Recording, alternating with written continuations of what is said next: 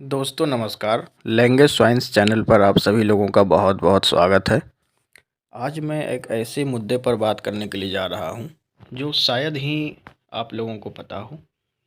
ये है पूरी धरती। ठीक है। इस पूरी धरती में तरह तरह के लोग हैं, तरह तरह की जातियां हैं, तरह तरह के रेस हैं।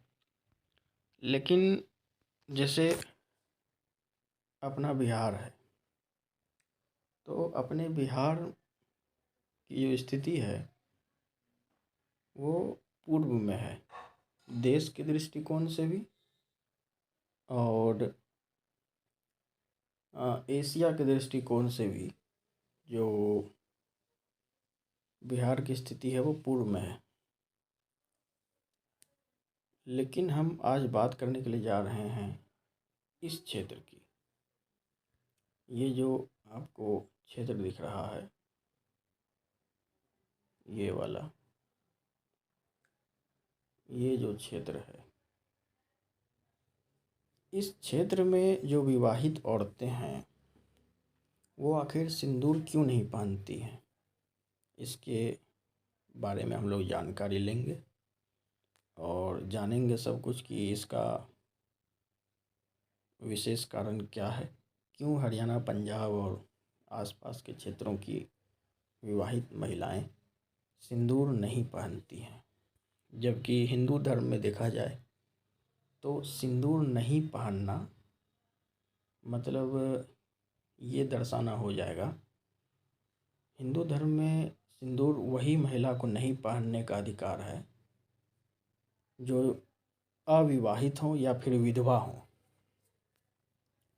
तो अविवाहित अगर सिंदूर ना पहने तो समाज उसे एक्सेप्ट करता है, और यदि विधवा सिंदूर ना पहने तो वो भी एक्सेप्टेड है। लेकिन हिंदू समाज में विवाहित महिला सिंदूर ना पहने, ये हिंदू समाज एक्सेप्ट नहीं करता है। लेकिन फिर भी यहाँ पे क्या कारण है कि हिंदू ज़्यादा होते हुए भी यहाँ की महिलाएं सिंदूर नहीं पहनती हैं? इसके पीछे के हम लोग सारे कारण जानेंगे। देखिए, दरअसल मैं आपको पहले ही बता चुका हूँ कि भारत में जितने भी आक्रमण हुए थे वो सभी के सभी जो है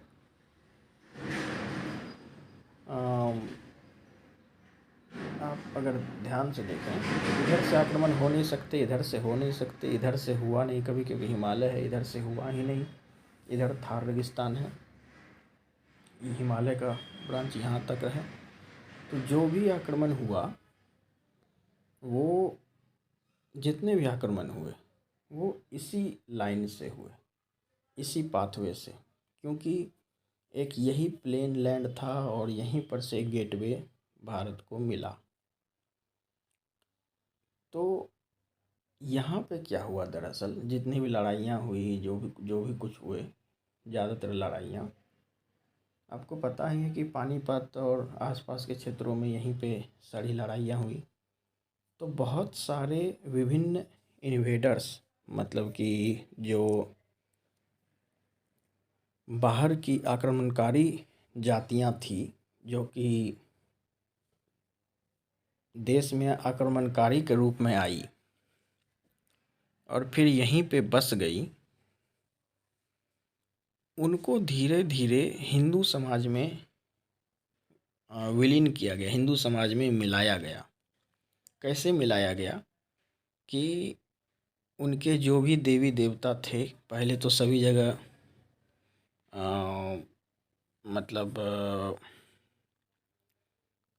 पॉलीथिस्ट का कॉन्सेप्ट था। सभी कोई जैसे यहाँ पे है, सभी जगह के अपने अपने रीजनल देवी देवता, कुल देवता होते थे, तो उनको पूजा जाता था। तो उनके देवी देवताओं को हिंदू समाज में जगह दिया गया और एक माइथोलॉजिकल कहानी बनाकर जो मेन देवी देवता होते थे उनसे उनको उनका या तो अवतार बना दिया जाता था या फिर उनसे किसी तरीके से उसे कनेक्ट कर दिया जाता था ताकि वो मेन स्ट्रीम से कनेक्ट हो जाए। इसमें से बहुत सारे देवी देवता हैं इस साइड पे, राजस्थान हरियाणा पंजाब साइड में बहुत से क्षेत्रीय देवी देवता आपको मिलेंगे, जिनको बाद में किसी न किसी तरीके से हिंदू समाज में जोड़ा गया है। नाम मैं नहीं लेना चाहता ताकि उसको कोई विवाद ना हो उसके ऊपर। दूसरे में ये है कि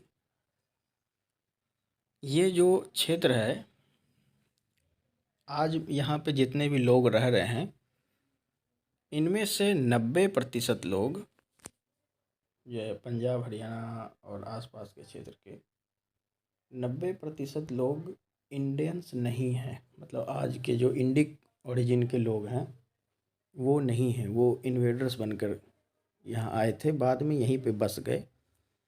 कोई मध्य एशिया से आया, कोई ईरान से आया, कोई अफ़गानिस्तान से आया, कोई पाकिस्तान के सिंध बलूचिस्तान साइड से आया, कोई आर्मेनिया से आया, कोई अज़रबैजान से आया, कोई तुर्की से आ गया, कोई ग्रीस से आया, कोई बहुत दूर दूर से आक्रमणकारी। और ज़रूरी नहीं कि आक्रमणकारी बन के ही आए, बहुत सारे लोग खेती बाड़ी करने के लिए भी अच्छी जगह ज़मीन की तलाश में थे। और पहले तो वैसे भी घुमंतू जीव होते थे, नॉमेडिक लाइफ जिया करते थे लोग, तो एक हमेशा एक अच्छे जगह की तलाश में रहते थे जहाँ पे वो अच्छे से खेती किसानी कर सकें, उपजाऊ ज़मीन हो, ताकि वहाँ पे फाइनली बस कर वो अपना जीवन यापन कर सके।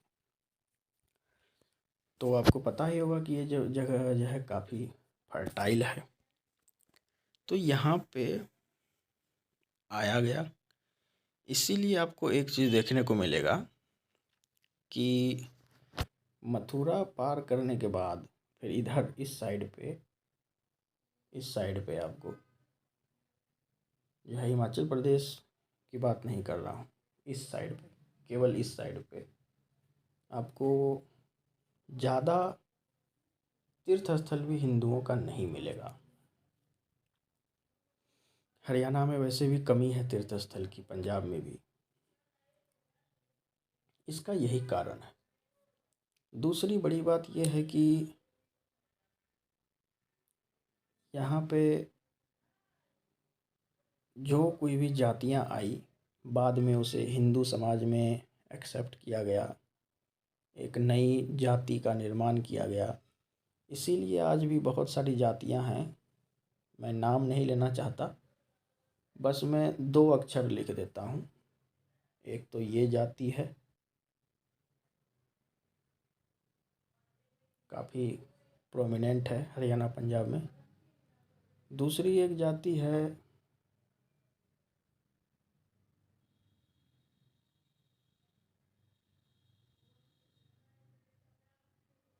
ये यूपी में भी काफ़ी है। इन इन 2 जातियों के बारे में तो मैं ही जानता हूँ। ये हिंदू के 4 वर्णों में सम्मिलित नहीं होते हैं। और भी एक जाति हैं,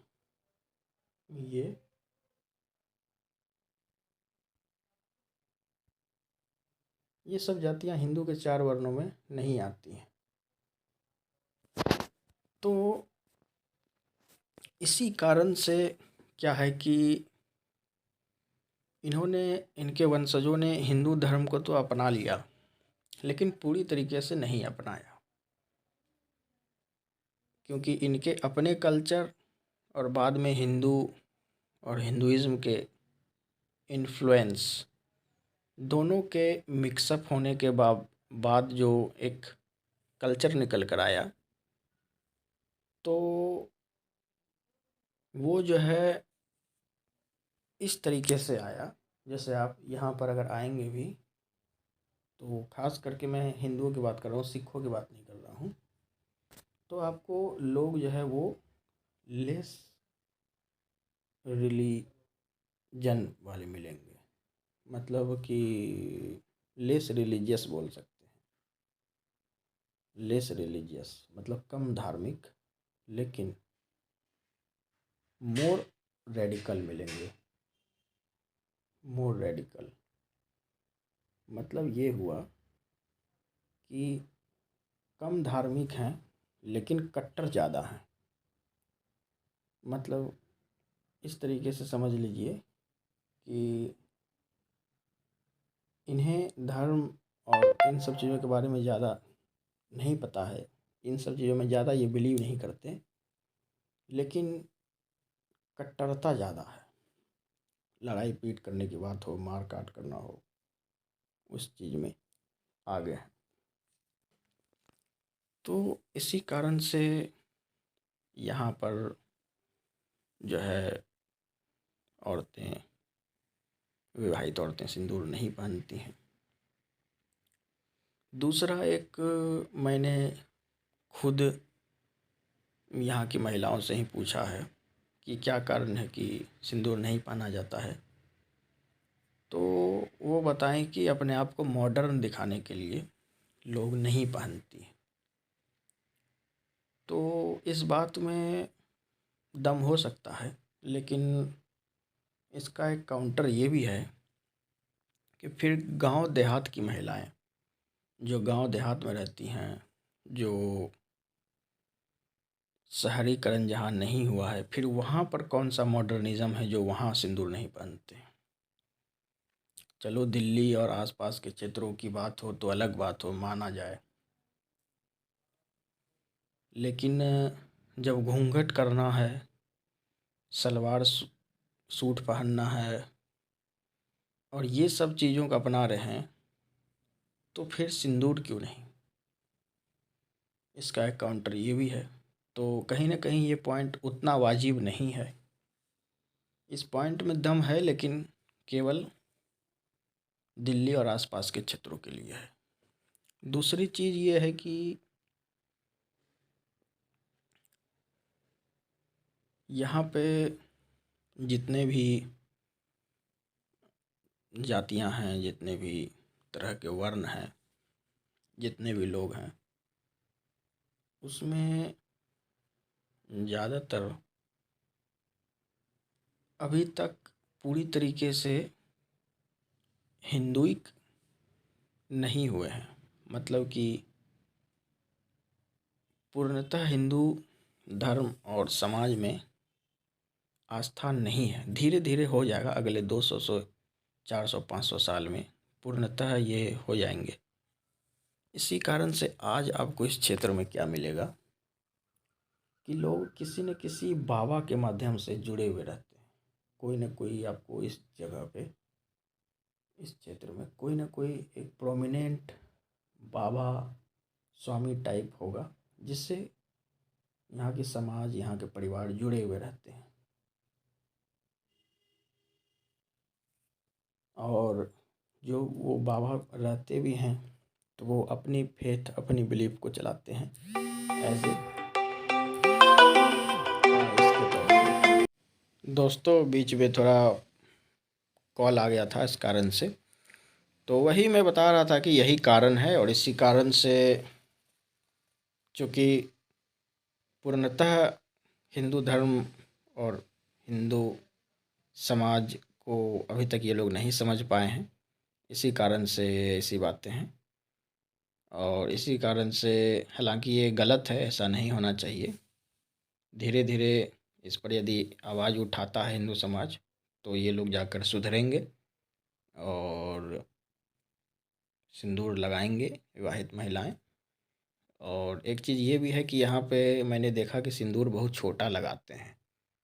और दूसरे में ये भी देखा मैंने कि जो है ओरिजिनल सिंदूर जो होता है वो नहीं लगा करके लिक्विड वाला लगाते हैं। तो ये सब बातें भी हैं, इन सब चीज़ों को सुधारने की ज़रूरत है और पूर्णतः हिंदू बनने की ज़रूरत है। जय हिंद, जय भारत, जय भागलपुर, जय प्रदेश। अंगी भाषा, अंगिका भाषा जिंदाबाद।